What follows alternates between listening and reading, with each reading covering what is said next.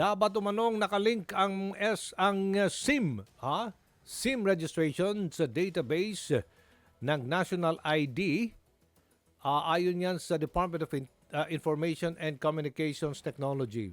Oh, maganda ito. Yung mga nakarehistro ng mga SIM card sa ating National ID. Oo.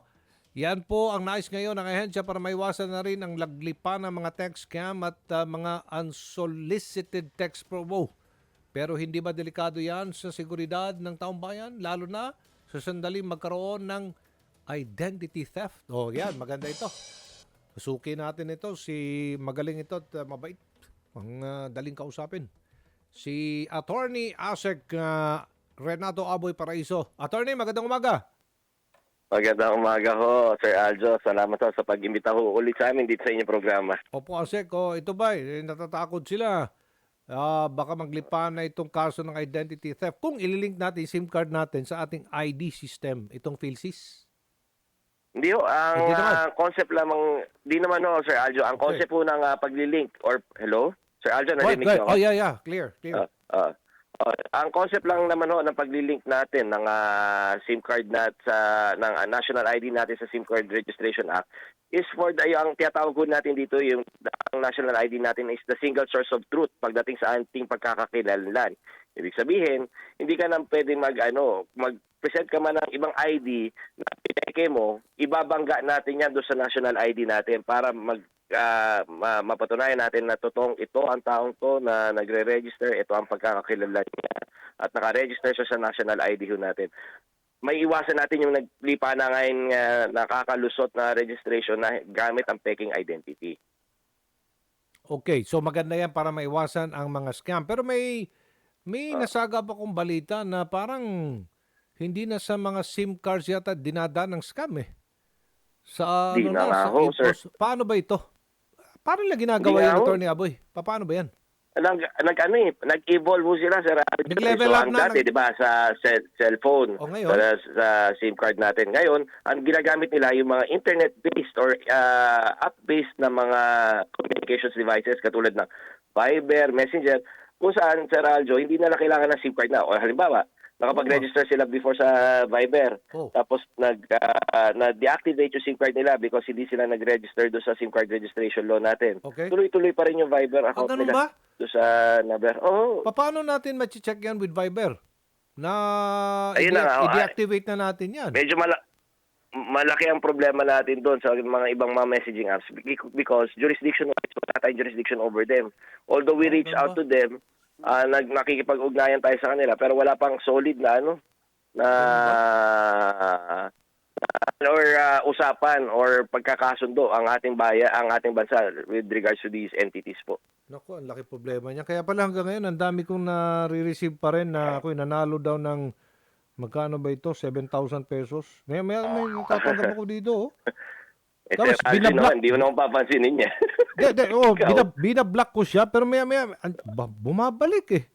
Ayan ayan na naman siya. Tapos, win may bago big nga- casino bet tournament, win 12,000 pesos points.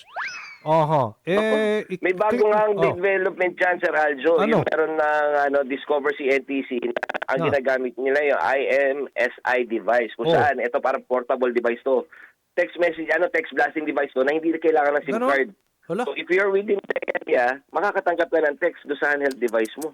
Ito pa long time no see. May good news ako sa iyo. Mag-recharge ng 100 pesos at makakakuha ng 7,000 pesos ng libre.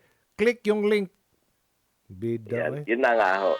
Bida-block ko na Yun ito din ang siguro, Sir Aljo, paalala natin sa mga kababayan natin, pagdating mo doon sa mga legitimate cellular service providers natin, halimbawa si Globe, si Smart, si Dito, hindi na ho sila pinapayagan ng pag-attach ng link doon sa mga, yung sa regular text lang hindi natin doon sa regular text messages natin, dapat hindi nakakakita ng link.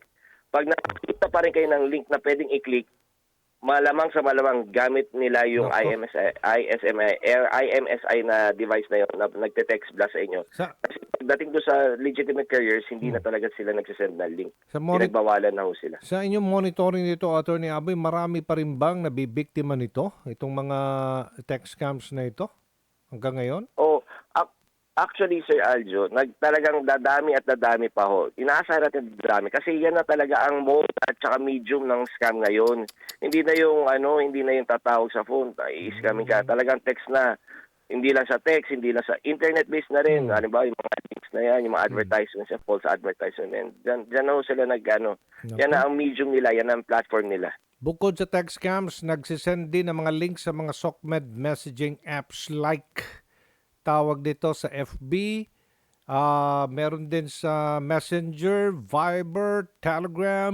Naku, ang dami nito ha. Tama po. Wag na kayong Tama po. ito lang, pakiusap natin sa ating mga viewers, listeners, wag niyo pong i-click yung link na yan na hindi nakarehistro yung number sa inyo pong mga cellphone, sa inyo pong directory. Tama po. Tama. Ito pa ngayon, nag-usap tayo, may nag-text na naman, May 77,000 credit kang natanggap sa number na ito. Para mag-claim sa aming 24/7 CS, i-click ang link nito. Dogcat.im. Posang iring. Asong iro. Paano po magiging paano po magiging proseso niyan na Attorney Aboy? Ang NTC ang dapat gumawa niyan at kumausap sa telco? Hindi, to be fair po sa kanila, Sir Aljon, kinausap na nga ako, kaya nga pinabanggit natin kanina na yung mga telcos, pinagbawalan na mag-send ng link. So pag nakaka-receive ang mga kababayan natin ng mga text messages na may link, malamang gamit yung illegal device na yun. So it's up to the NTC and law enforcement agencies para naman i-crack down yung pag-likom, pag-identify, tsaka pag-huli doon sa mga taong gumagamit ng mga devices na to.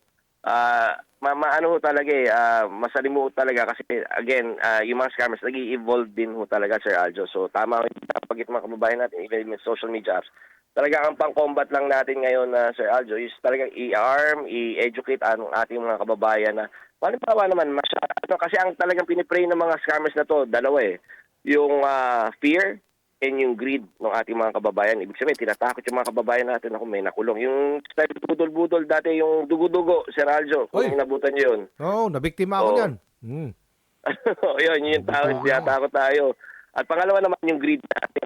Makaka-receive ka ng pera, mananalo ka. Even love scams are based on greed. So talagang yun yung pinipray nila. So ang advice natin sa data natin is ma-educate natin mga kababayan na ito mga to naglipa na at kailangan hindi na yung link talaga, wag nila. Pag may gusto kayong transaction sa gobyerno, pumunta kayo sa official website ng gobyerno, wag kayo mag-click ng link.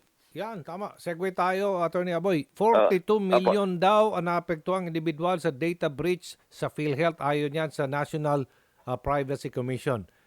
Ano po ang update niyan? Sa PhilHealth to, Sir Aljo. PhilHealth daw 42 million. Ito yung yung dati hong breach, yung sa ransomware breach nung PhilHealth. Ibig sabihin, yung 42 membro ng PhilHealth talagang naapektuhan. Sa pakikipag-ugnayan naman ho natin sa kay President Mandy Ledesma na president ng PhilHealth, ginawa nila, sinimulan na nila, tinulungan ho ng DICT to build their database from the ground up kasi hindi na nila, kasi ransomware ang umatake sa kanila. Hindi na nila ma-access yung data na yan. So, buti na lang we were able to build the database from the ground up immediately kasi na-link din natin to sa database natin na pagbangga natin at natulungan ho ng EGOV unit ng ating DICT po.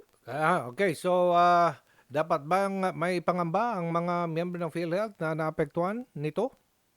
I think na-inform na ho sila, Sir Aljo, na they were subject of the data breach. They were advised to revise their passwords, adopt more security features. So, pag ginawa ho nila yon, I don't think meron pa silang ipangamba except for yung mga information nila magagamit para ng mga networkers, ng mga scammers. Ito naman ang realidad Binibenta talaga information na yan Okay. Abiso na lang sa taong bayan. Sa mga marketing Abiso na lang sa taong bayan, Attorney, para makaiwas na mabiktima ng mga kawatan. Naku, Sir Aljo, paulit-ulit na lang ako para na sirang plaka. Mga kababayan talagang kailangan na nating tanggapin na ito na ang panahon na ginagalawan natin. So, we have to adopt stronger passwords. We have to, yung mga kababayan natin nasa resistant pa, mag-multi-factor authentication na ho kayo, biometrics na, mag-iris scan na ho kayo. At pinaka-importante ho sa lahat, lalo ng Tito Aljo ko. Huwag nyo na i-click yung mga link na yan. Yun. Pag may kailangan kayong transaction, dumiretso kayo sa website na kailangan nyo. Thank you po. ASEC Attorney Renato Paraiso. Ingat. Thank you po. Oh. Salamat po, Sir Aljo. Salamat po. Ang mga kawatan ngayon nasa online na.